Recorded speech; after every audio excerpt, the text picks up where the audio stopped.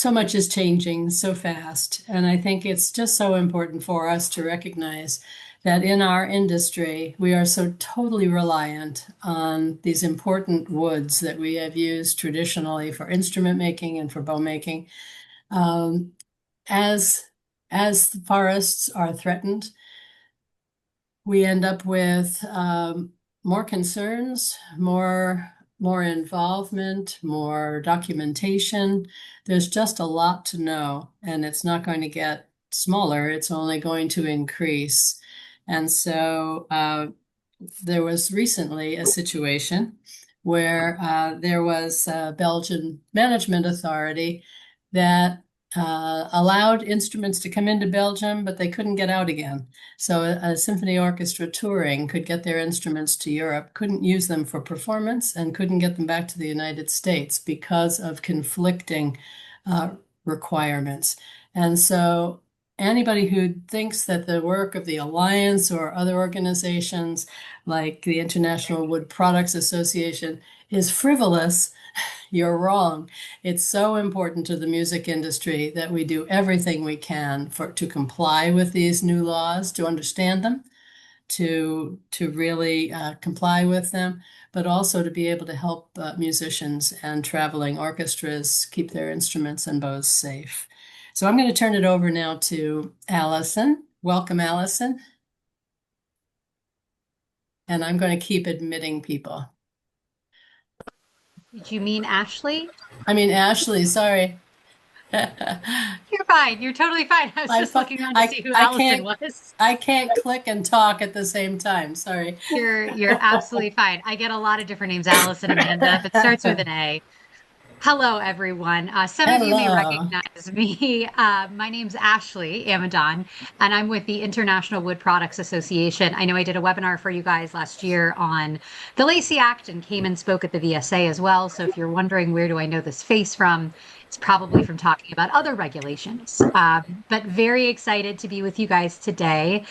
We had reached out to Lynn, a few months ago, maybe, because much like with our Lacey Act education, we are really committed to I'm on the webinar sharing now. I'll sharing text you. information on the EUDR, simply because this is a regulation that we at IWPA are getting pretty deeply involved with, and we know it can be a little intimidating from the outside if you're not a regulatory or a legislative person. You have the added benefit of things changing several times, even possibly today while we're on this call. So it's very much in flux. And so we thought it would be good to just do some of these webinars with different organizations, help folks understand what's happening with the EUDR and answer questions as we are able to. So with that, I'm going to briefly introduce Ben Finistad, who is, oh God, Ben, I don't even remember your title off the top of my head. What are you? Coordinator of Policy and Marketing. There we go. That's it. Ben, like probably all of us on this call, wears a lot of hats at IWPA. But the hat he's going to be putting on today for you all is EUDR expert.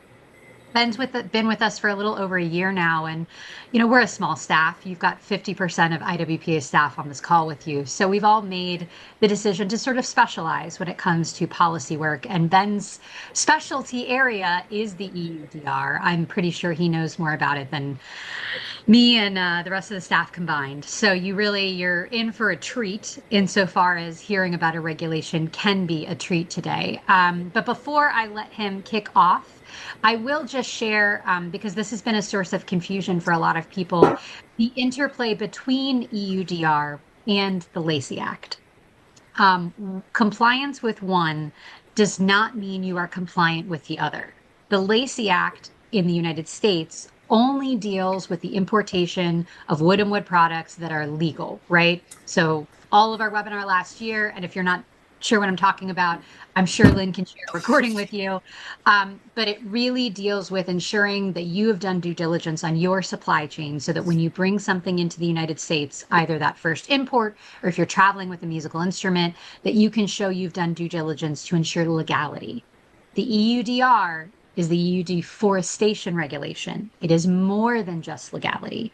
So simply because you feel confident in your Lacey Act compliance does not mean that you are automatically compliant with EUDR. It's a very important distinction to make. So with that, before I turn it over to Ben, I realized I jumped right past who IWPA is. So I should probably share that. The International Wood Products Association, we are a trade association here in the United States. We're located right near Washington, D.C. And we represent importers and manufacturers and really anyone who's doing business in North America in wood and wood products. So, our global association, we have about 30 countries represented within our membership. And it's everything from people that own a concession to people that sell directly to consumers. It includes musical instruments, but it also includes a lot of other products like raw lumber, like kitchen cabinets, like furniture. Literally, if it's made of wood, they belong in IWPA. So we've got a pretty broad view when it comes to regulations, but we also have a lot of really small businesses. So I know Ben's going to talk a little bit about particularly the small business role within EUDR, but that's something that really matters to our membership, as I know it does to many of you. So with that, I will turn it over to Ben. Ben, the floor is yours. Blow us away with a PowerPoint. No pressure. All right, I'm just going to share this screen real quick. And while he's doing that, I know there are going to be questions that come up. Please hold them until the end, and we'll hit a question period. We've left plenty of time, and you can raise your hand icon, but we want to let him go through the full presentation and then take questions at the end. All right, Ben, all you. I think there might be some sound from someone else. Hey, From please Sylvie. unmute their Matson, microphones. Yes. as a host, you should be able to mute them, Lynn. Ah, great. Okay. Done. Well, thank you for that very nice introduction, Ashley. And as Ashley alluded to, there was a ongoing vote in the EU Parliament that could change some of the particularities of EUDR. So we actually picked a very fun day to do it, but most of the broad strokes would remain unchanged, and there's still a number of steps to go through before there are any major changes put in place. So if you do see any news articles, know that most of the information here will somewhat be evergreen as far as This is being recorded, so I'm upcoming sure they'll changes. publish it. Change. So we're going to start briefly with a quick background of what EUDR is. So it is a European deforestation regulation, and that is it's a type of European regulation. For those of you who are familiar with like the U.S. context, a European regulation is somewhat similar to a federal statute in the American political context. There are some relatively major differences between the two, but broad strokes, it is a type of legislation that requires all of the member states within the EU to ensure that the regulation is implemented. The general goal of the EUDR is to ensure that all of the products that are being traded within the European Union or brought into the European Union do not contribute to deforestation. So as Ashley mentioned, it's broader than legality or other forms of compliance. It is ensuring that all of the European economic output does not contribute to deforestation, both within the EU but also globally.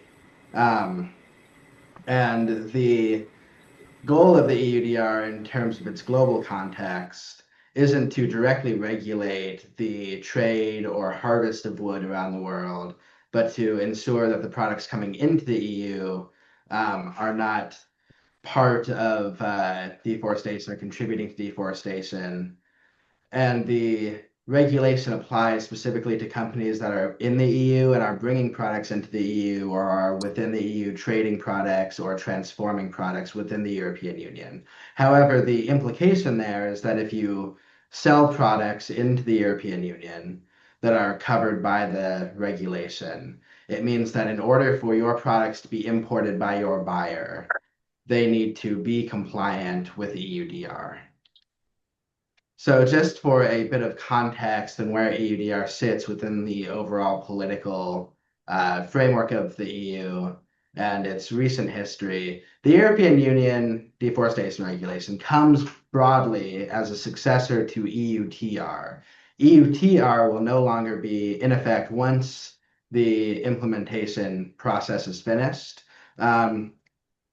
This is again very broad strokes, but EUTR is fairly similar to the US Lacey Act. It is a legality focused compliance regulation.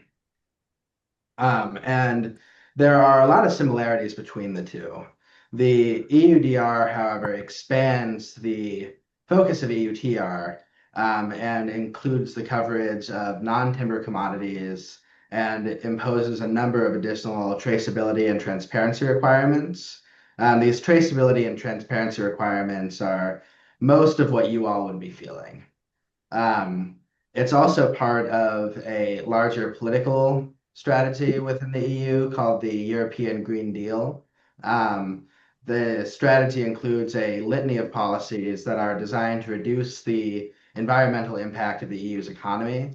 There's been a lot of discourse within the European Union about how to approach the European Green Deal, particularly in the context of how to both implement the Green Deal and grow and ensure economic growth. There's been some scaling back of a lot of Green Deal goals within the most recent iteration of Parliament, the European Parliament and European Commission sessions. It's a little unclear how exactly that will extend to the EUDR. There have been simplification regimens imposed by both the European Commission and also are currently being proposed within the European Parliament. So some of those you may have heard of as the EUDR simplification. It was in the news probably about a month or so ago. They beat expectations on when they would get it out, but it's the most recent iteration of the guidance document and the FAQ document. And there will be links to both of those on an IWPA page. I'll share at the end the most recent iterations of both of those. So as to why EUDR, right? The text of the regulation itself actually pretty clearly lays out why the European Union is so interested in ensuring that they don't contribute to additional deforestation. They calculate that there are about 10 million hectares of forests that are lost annually, and the goal of EUDR is to attempt to reduce that. The overall goals of EUDR is, as previously mentioned, I'm sure it's drilled into your brain right now, but it is to mitigate the European market's contribution to deforestation. It is to increase the accountability and transparency of the supply chain, and to ensure that sustainable forestry is promoted both within the EU as well as having programs that are assisting countries in developing more sustainable forestry industries. Moving on to kind of what the timeline is, what you should expect the process of a EUDR rollout to look like. But first, going back to what is EUDR coming from? 2010, European Timber Regulation, or EUTR, is adopted. We kind of touched on that a little bit before. And then jumping forward more to the current political events, we have May 2023, EUDR is adopted. Now, notably, that's a very particular word within the European regulation system. Adopted means that it was approved by the EU Parliament, the Council, and the Commission. So the law is on the book, so to speak. However, that doesn't mean that the regulation has come into force yet. It mostly requires that the regulatory agencies do all of the legwork and groundwork to bring all of their systems to where they need to be so that EUDR can take effect, or can be implemented rather. And then June 23 is when all of those regulatory agencies were bound by EUDR. In December 24, the reporting system opened, which is the ability for people to submit compliance documents to the European Union. It's not yet required, as previously mentioned. But December 24 is also a very interesting point in the lifespan of EUDR because it was supposed to be when EUDR was originally implemented, when it originally came into force. there was a number of amendment proposals that were made by the European Parliament. These were rejected by the executive agencies within the European Commission and the European Council. And they came to an agreement to scale back the amendments. And it primarily resulted in a 1 year delay of the European deforestation regulation. There's a number of other changes that were made, but the largest and most notable one for most people's practical purposes is that there is a 1 year delay. So that means that EUDR goes into effect eventually in December 2025. Although to skip back to last month, that was when the EU country benchmarking was released. The country benchmarking is actually when what they're debating today in the parliament. So you might be seeing some additional news come out about that. And we'll touch exactly on what the benchmarking is a bit later. But in a broad scope, the benchmarking is the risk level of different countries and the risk of importing wood from those countries into the EU in terms of how much of a risk they pose bringing deforestation contributing products into the European Union. So fast forwarding a bit to June 26, that is when the EUDR will be applied to small and medium enterprises. There's a 1 year, 6 month delay rather, between when the EUDR is applied to most businesses and then when the EUDR is applied to SMEs. So for those of you who aren't familiar with the SME category label, it's very similar to what the, like, at least in concept, to what the small business definition is within the United States. It's not necessarily textually similar, like it doesn't have the, it's not, all of the requirements aren't the exact same, but conceptually very similar. And most people who fall within one do fall within the other. And then finally in 2028 is when there is a required review. This was also part of the amendment process. There's a required review of the regulations that the Commission has implemented and the EUDR more broadly. And there is a mandatory discussion about how to change EUDR, adapt EUDR to more efficiently achieve its goals and also mitigate the impact on business. And has been some discussion about potentially moving that up, although as of right now, it's still set for 2028. So going on to the impact, right? So who is affected, what is affected, and what products are covered. So most of you will be primarily concerned with the first one, wood, right? Although as previously mentioned, EUDR expands coverage to a number of other product categories. So I'm not sure if anyone here would trade in any of the other ones, potentially like rubber or something like that. But there are other products that are covered by EUDR, and that's a good thing to know when you're looking for guidance and things like that. If you see a bunch of things about cattle, you might actually still be in the right place. And then what kinds of companies are covered, right? So there's also this kind of a secret fourth category that we'll start with, which is you don't actually have to be within the EU and or be covered under one of these categories in order to be affected by it, right? So even if you are outside of the EU, even if you don't have to submit statements to the information system, that kind of thing, you may still be required to provide supply chain, provide documentation for your supply chain, proof that you are not contributing to deforestation. You may have to supply things like geographic coordinates. You may have to supply things like certificates, proof of harvest, among other things, to businesses that you are selling to so that they are able to import their products into the EU. Now, for companies that actually do import products in the EU or are located within the European Union, there are a number of different categories that you can fall in.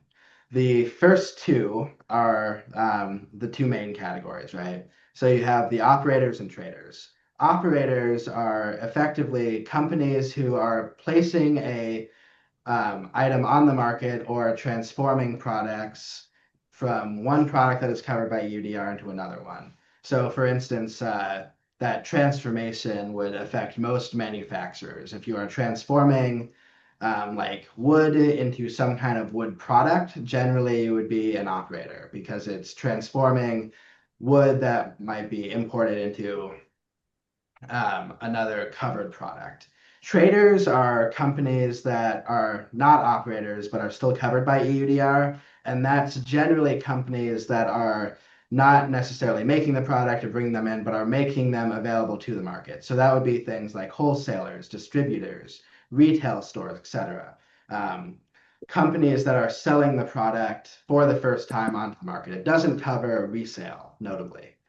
Or at least resale within the EU.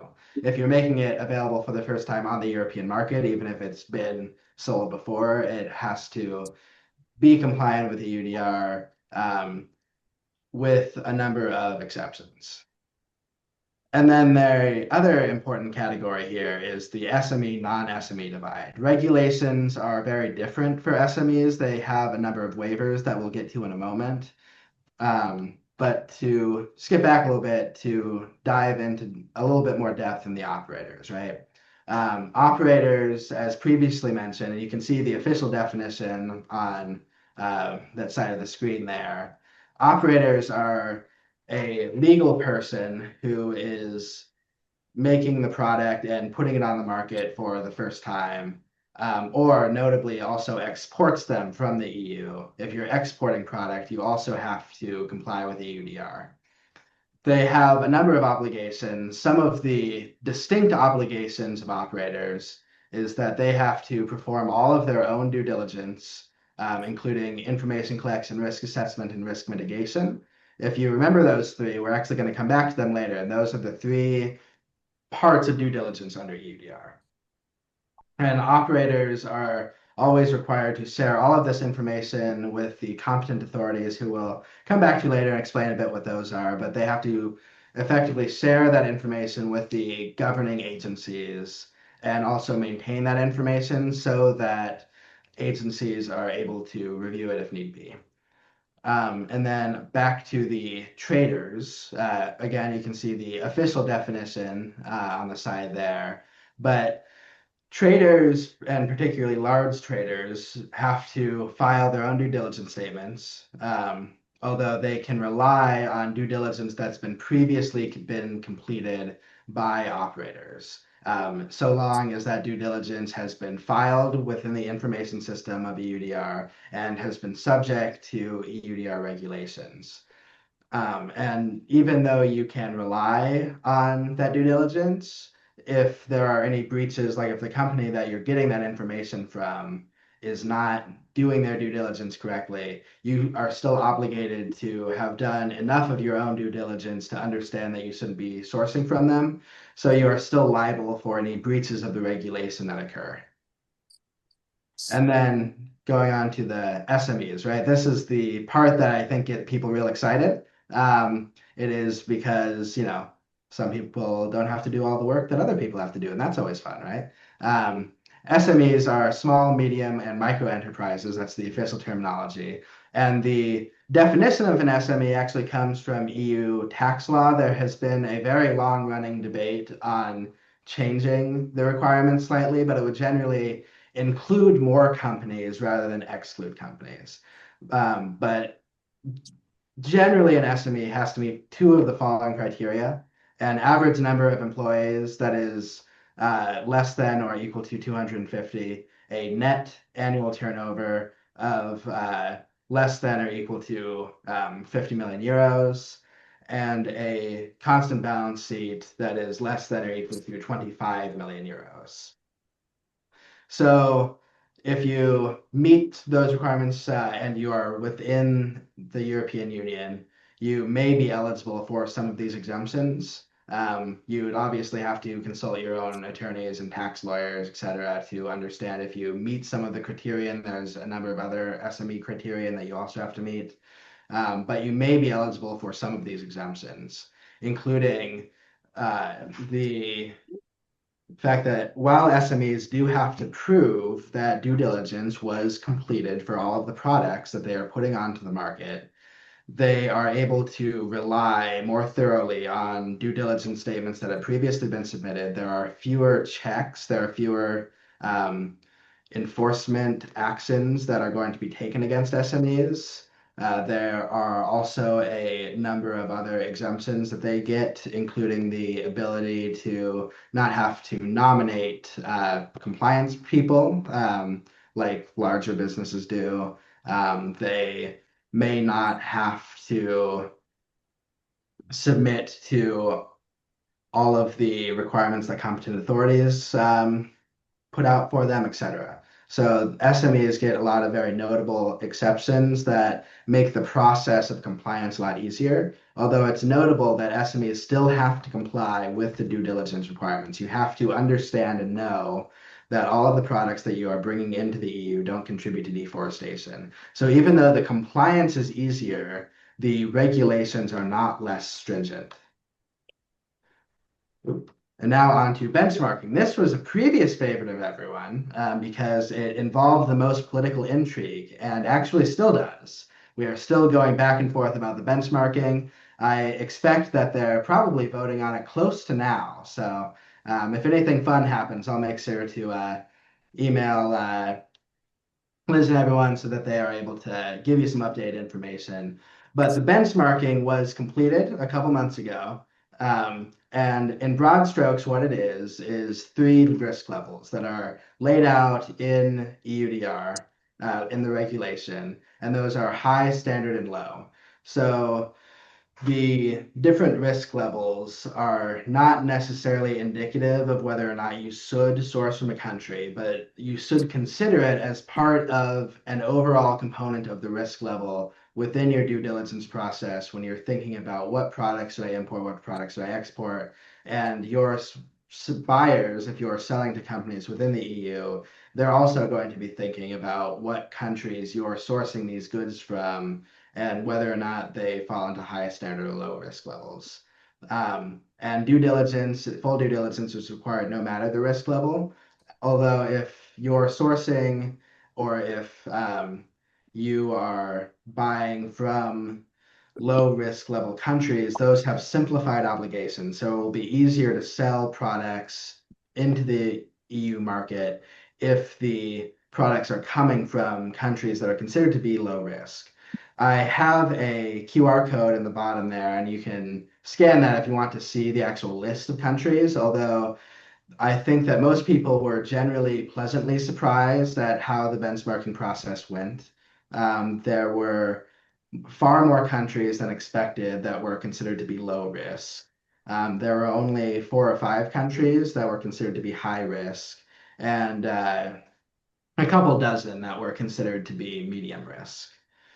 And there are a number of enforcement differences. So there are more compliance checks and more testing for countries for products that are coming from high risk countries compared to the other two categories. Although there is a like level thing too. So medium risk countries will all, or standard risk countries rather, will also be getting more compliance checks. I think it's 3% of standard risk goods will be subject to checks. And I think it's 5% for high risk and 1% for low risk. For specific, they'll be pulled aside during import and specifically checked by enforcement agents. Now on to the requirements of EUDR, right? Everyone always likes this part, since what do I need to do? So we know who's covered. Now we need to know what it is that they're doing and what you need to do under EUDR if you remember nothing else from this presentation at all. EUDR requires due diligence of everyone who is bringing a product into the EU, exporting the product from the EU, or transforming the product, doing some kind of manufacturing to the product within the EU. So what is due diligence under EUDR? If anyone remembers from a couple slides ago, and I said we'd be coming back to this, due diligence involves 3 steps under the EUDR. The first step is collecting information. So during the information collection stage, you get all of the evidence that you need to defend yourself, basically. You get information about the wood, you get information about where the wood's coming from, you collect all of the documents and data that you need to be able to demonstrate that the wood that you're importing or using in your product has been legally harvested and does not contribute to deforestation. Those records have to be maintained. There are some different retention periods for different categories of businesses and different records. You can learn more about those in Article 9 of the regulation. And then once you have all of your information ready, you can move into the risk assessment portion of due diligence. So the risk assessment portion, you assess the risk, right? You figure out from the information that I've gathered, what is the risk that my products were either one, harvested illegally, or two, contribute to deforestation. And there are a number of risk assessment factors that are laid out in Article 10 of EUDR. And generally, the information should be assessed against those risk assessment factors, but you can also use some of your own judgment when it comes to other criterion that maybe the commission or the statute doesn't think of. And you can go above and beyond what shows the European Union that you're working very hard to comply with their regulation. And then in step 3, after you've done your assessment, you've figured out how much risk does my product pose, you get to risk mitigation. So risk mitigation requires, and this is a quote from the regulation, adequate and proportional mitigation measures. So adequate and proportional mitigation measures relative to the risk that you assess that your products pose. In order to achieve no or negligible risk that your product was either harvested illegally or contributes to deforestation. Now, there are a variety of ways that companies can respond to risk. Some of those are laid out in Article 11, although the Commission also wants to see that companies are thinking outside the box. They're pretty loose with how you can respond to risk. They want to make sure that there's room for companies to innovate the ways in which they respond to risk. Obviously, you should still comply with everything that's in Article 11, although part of Article 11 is determining your own strategies on how you should ensure compliance and ensure that there is no to negligible risk of you importing products that are covered by EUDR that do in some way contribute to deforestation. So one common question that we get is about satellite imagery. What do you need to know about satellite imagery? Do you need satellite imagery in order to prove that your products don't contribute to deforestation? The short answer is no. However, the longer and more accurate answer is that you are required to collect and submit the coordinates of where the products are grown and harvested. So you need the GPS coordinates, more or less, the latitude and longitude of exactly where on the planet your products are coming from. Where they're harvested from, or at least there's also some scope within EUDR for a range or an area approximate. The conditions for allowing those are slightly complex. There's also some, under the new simplification measures, there's a lot more leeway for, say, composites or products that are reused in some way or recycled, etc. There's also a note that enforcement agencies are very likely to use satellite imagery to confirm the absence of deforestation in whatever parcel of land you are telling them that you harvested that tree from. So satellite imagery can also be very useful for you in both the risk assessment and risk mitigation steps to confirm that the areas that you believe that you're getting your products from are deforestation free. So satellite imagery can be very useful to show compliance. It can be very useful to ensure compliance. It's not necessarily required for compliance, but you should know that satellite imagery and forestry imagery, forest mapping are all going to be major parts of how the competent authorities and how the commission is going to enforce this regulation. So SMEs, going back to them, because everyone loves an SME, have a very big role. despite their small size. They make up 90% of all of the operators that are importing products that are regulated under EUDR. So the majority of businesses who are going to likely be covered by EUDR are actually small and medium businesses.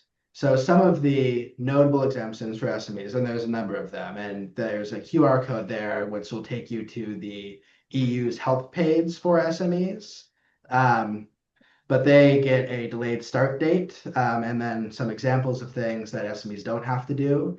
SMEs aren't required to have a compliance officer. There's a number of compliance policies, particularly some of the ones in Article 11 that SMEs get certain relaxations of, let's say. There's also fewer reporting requirements. So most companies have to submit annual reports to the European Union on the scope of things that they're bringing in, how they're working in compliance, etc. There's also the ability for SMEs who are upstream in a supply chain to rely on the work that others did downstream. So you can use other due diligence statements to prove that you are compliant rather than having to entirely conduct your own due diligence, although you still must do enough due diligence to demonstrate that you have complied with the EUDR, and SMEs do take on some amount of the liability of those downstream operators. So you have to be certain that you can trust what they're giving you. SMEs can also appoint authorized representatives that will be able to do a lot of the EUDR compliance for them, particularly if you are like partnered with the big companies or buying from a big supplier, although SMEs still maintain all of the responsibility for what those authorized representatives do. There's also reduced compliance checks. So the percentages that I mentioned earlier in the country benchmarking, there are reduced compliance checks. Notably, there are compliance checks under EUDR. So if you are within the European Union or your products are being sent there, the European competent authorities, which are the national implementing bodies, are allowed to come and check to make sure that you are maintaining your documents, that all of your products are where you say that they are, your inventory levels, etc.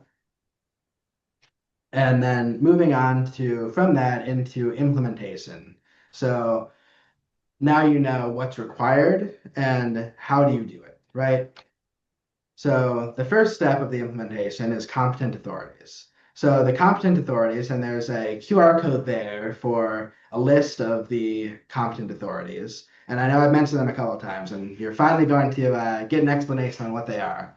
They are the national authorities or bodies that are nominated by the European Union. They're typically either like a forestry or enforcement or agriculture agency. And they are responsible for actually conducting most of the oversight and enforcement.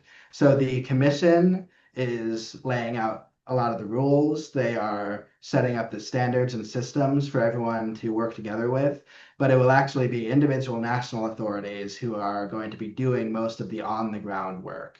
And I believe everyone except I believe it is Greece, Malta, and Austria, I think.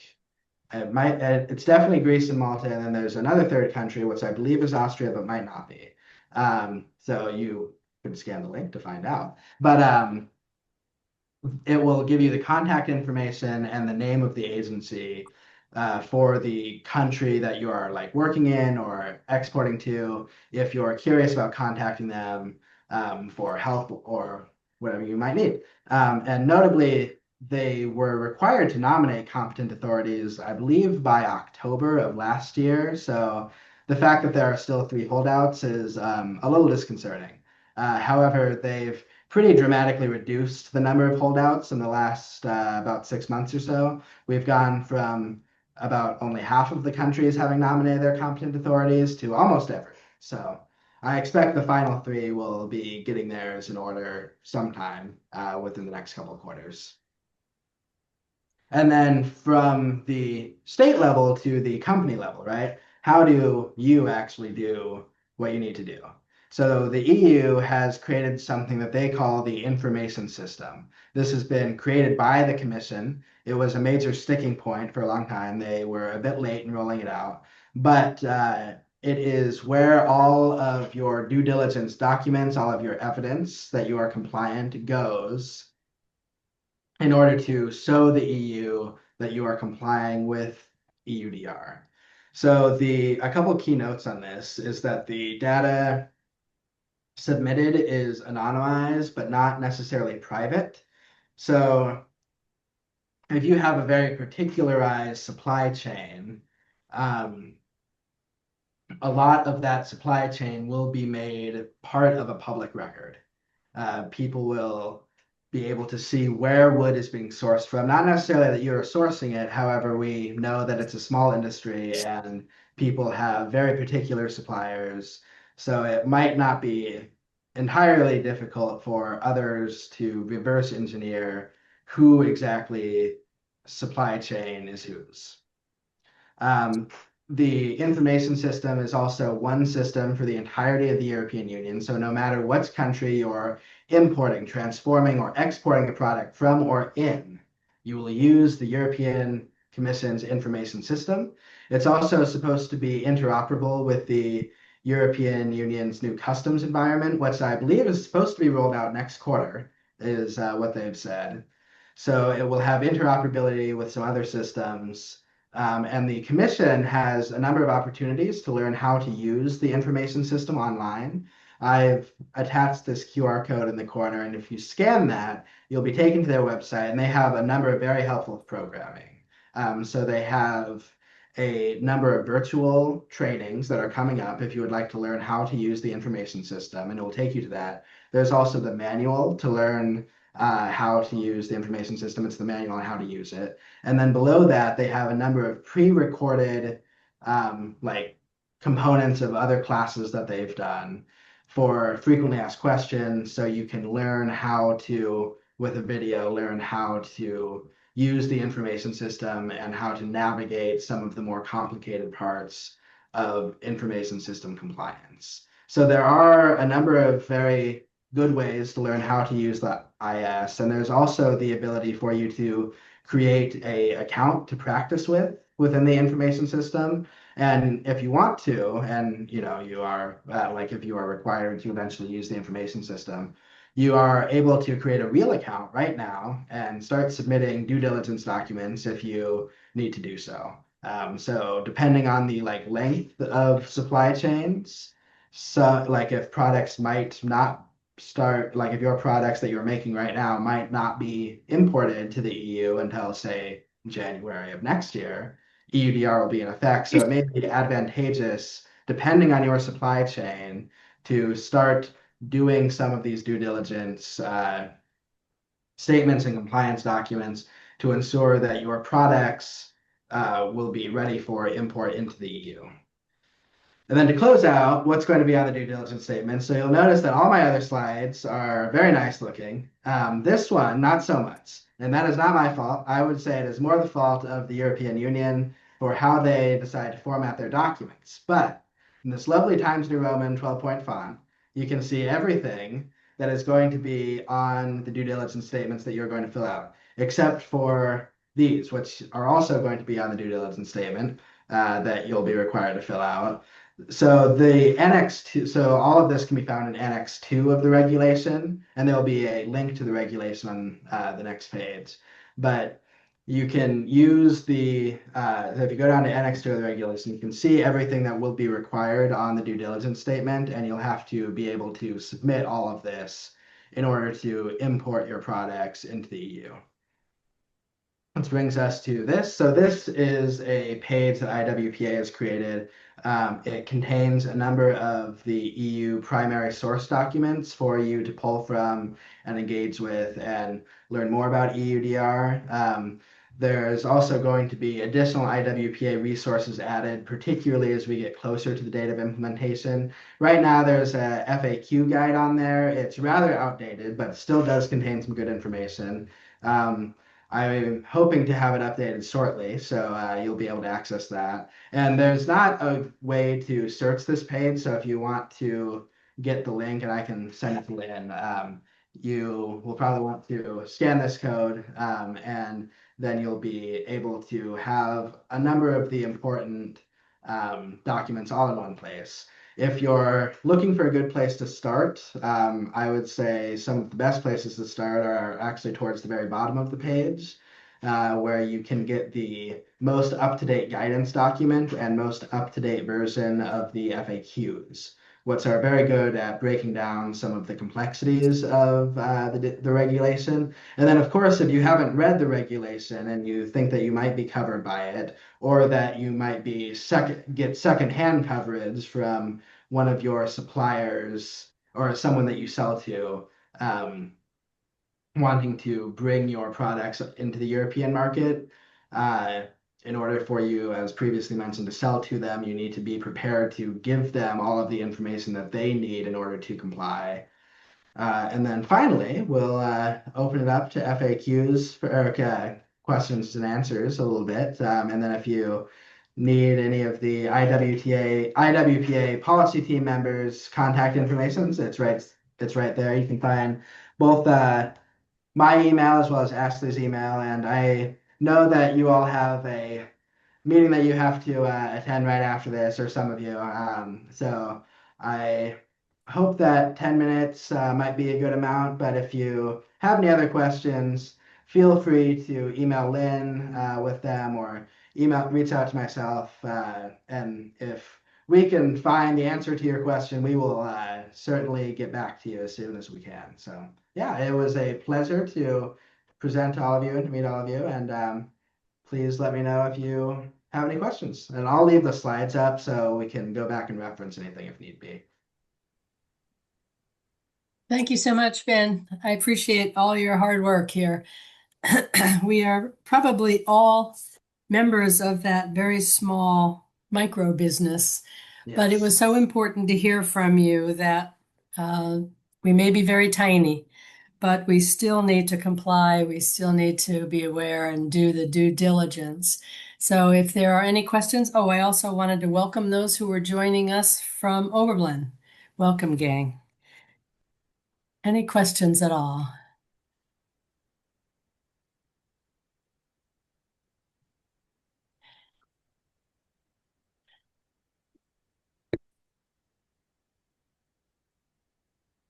I can't see all the faces.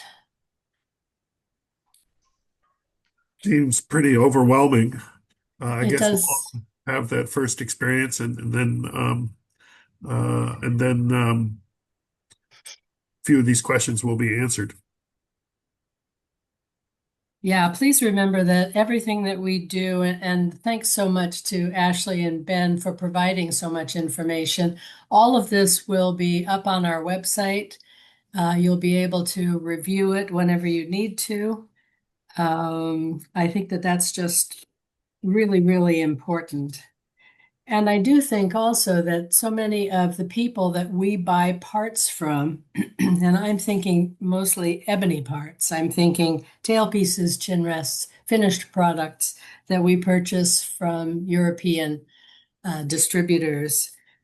We have a lot to learn about information. They will be doing a lot of this information and helping us before it even comes to us. But I think what's in my mind, what's most important now is that we recognize the importance of everybody keeping track of records. We can no longer just use wood and not care where it came from, not care what our role or responsibility might be. We need to collect and save everything. And I think that's just one of the challenges, but it's also one of the gifts of being able to continue to use these very valuable woods that we use in instruments and bow making. So, any other questions? Kathy Riley has raised her hand. Hey, Benjamin, I have a question for wood sourcing. How specific do the coordinates have to be for that wood that we're collecting, the tone wood? Like someplace like Florinet, that is getting it from a pretty large area in Switzerland. They are FSC certified. do you have to know like where that specific tree came from, or is it a larger geolocation kind of coordinate? So that's a very good question, and it's one that there's been a lot of discussion about. So for it used to be in the early stages of the rollout that every piece of wood needed to be specifically geolocated within, I think, like a very technical term, but circular area probable, i.e., like a range of on I think it's like 5 minute arc minutes on the map, within a range of like five arc minutes, i.e., like about 50 meters or so. Um, of where the actual stump of the tree was harvested from. This has been substantially simplified in the most recent round of guidance documents, and they provide a number of exceptions. Now, these exceptions have in some ways made this more complicated because it depends on what the wood is, what the risk level of the country is, in terms of what you need to know about it. But generally, you need to know the definitely the parcel of land that it was harvested from. You may need to have more specific information, but you need to know the parcel of land that it was harvested from, the like type of tree, the species, the permit, legality permits, certificates of harvest, etc. So I know that's a very broad answer to your question. Generally, it needs to be as specific as it can be. Um, if it's, like a single piece of wood, like a tone wood, where you are, get like a actual piece of lumber, the range is much smaller. So you will need to be able to provide the geographic coordinates of at least the parcel of land that you're harvesting from, potentially the tree, or in some way smaller than the parcel of land. But a lot of the uh, requirements have moved more towards a parcel-based system.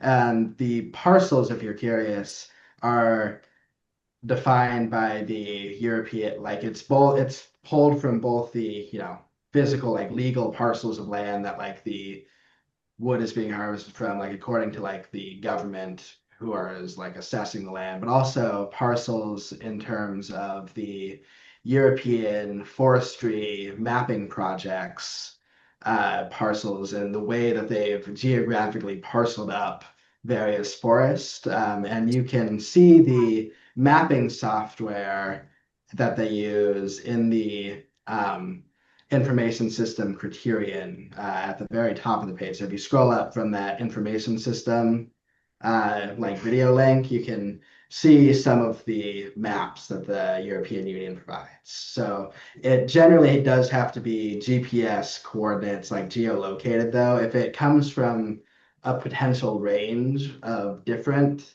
parcels, you can include multiple ones, although you also have to show that like deforestation isn't happening in all of like the parcels that you're pulling from. So I'm sorry, that's a very complicated answer though. I'd also like to tack on to that if it's okay, because you specifically mentioned FSC. And this is another thing that I think has caused some confusion in the marketplace. FSC, PEFC, all the certification systems are great.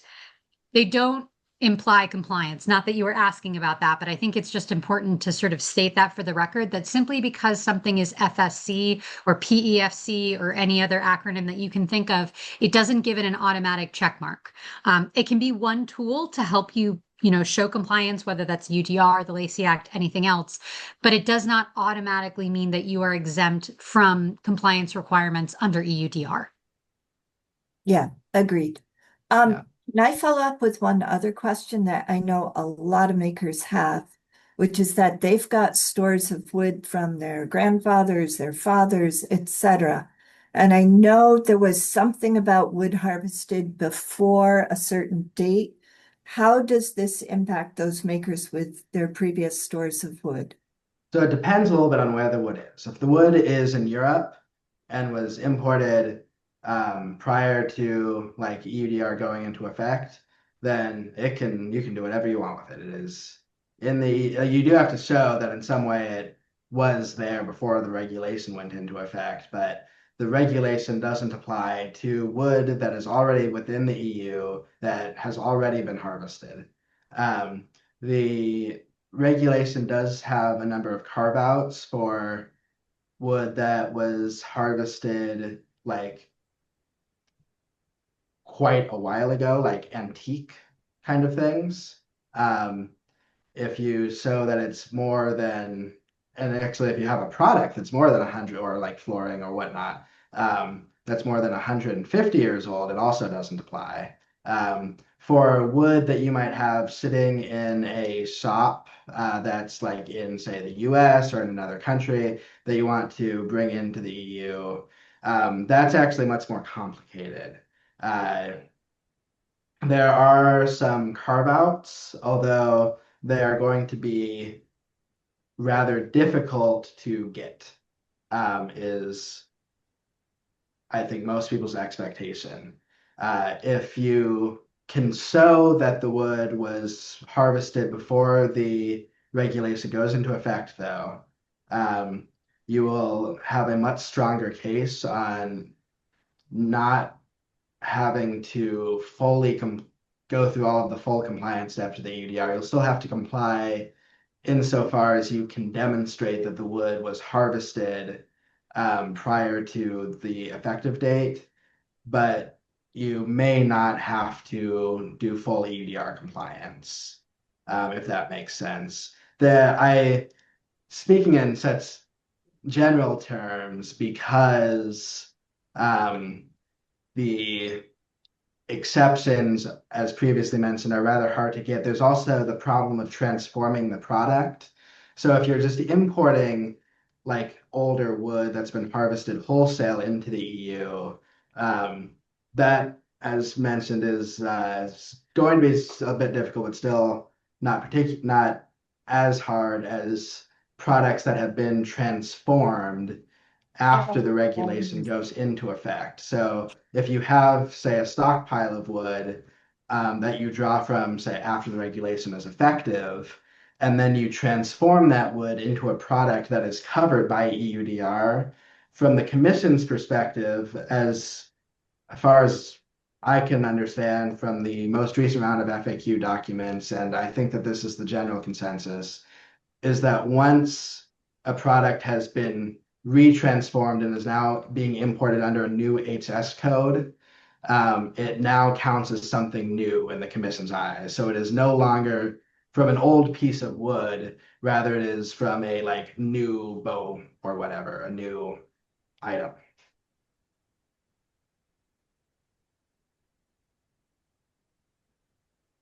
Good. We have, I see a question in the chat, which you can all look at, or I can read to you. Could you please talk about any personal effect exemptions that might apply to imports into the EU? For example, a player buys a finished violin in the US and carries it on their person back into the EU. Are they, as the importer, required to comply with EUDR, or how do they handle that? So short answer is generally no. You don't have to comply with EUDR in that case. So EUDR covers products that are being made available on the market. If you are bringing an item as a personal effect, it is yours, you have bought it for personal use, you do not plan to immediately market it. EUDR, you're not covered by EUDR. You might still be the importer of like record or like importer according to a customs document, but if you are not making it available on the market and you maybe are planning to like bring it back with you, or like you buy it you live in the EU, go to the US, purchase something for your own personal use, bring it back to the EU, don't sell it. You are not required to comply with EUDR because it does not cover you. But down the road, it might be a problem. Um, I mean, not it wouldn't be an EUDR problem. There might be other governing statutes like there might be CITES issues or other compliance issues, but Right. EUDR doesn't cover personal use. Obviously, there might be scope for the regulation to be expanded. That's possible. I don't think that's even being remotely discussed right now. there are more concerns with simplifying the EUDR than expanding it. But generally, if you are bringing something for your own personal use that is not going to be put towards a like commercial use for the sale of the product, like, if you're, say, in an orchestra or something, you might be using a material commercially, but if you're not selling the material for a commercial purpose, it is not covered by EUDR. Thank you. I think we've run out of time for today, Yes. and I just wanted to give a few updates, few quick Alliance updates, and then we'll take any other questions. You can email them to me, and I'll send responses to everyone.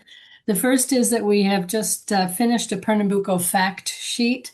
It has a very easy to read one-page cover that I think is very good for our customers, for the musicians, for the shops. It has a QR code, and on that QR code, you can go to a 2-page document that John Bennett has created, giving more information about what is an Appendix 1, what is an Appendix 2, where are we now, and another document that's attached is the League of American Orchestras Know Your Bow campaign, which again, I think is very important. Brazil there's a deadline, just to let you know, there's a deadline of June 27th, whereby Brazil needs to send to CITES their recommendation for the listing for Pernambuco. We're assuming that they're going to request an Appendix 1 listing. So we will know that probably a few weeks after June 27th will be the first time that we'll be able to read that. There was a document recently that Brazil sent to CITES. It was up on the CITES.org website, and we have until July 18th to respond to that. And so our response will also be sent out to all of our membership so that everybody knows exactly what's going on. So this will be a busy time. There'll be quite a few emails going back and forth, but we hope that we can keep you all well informed.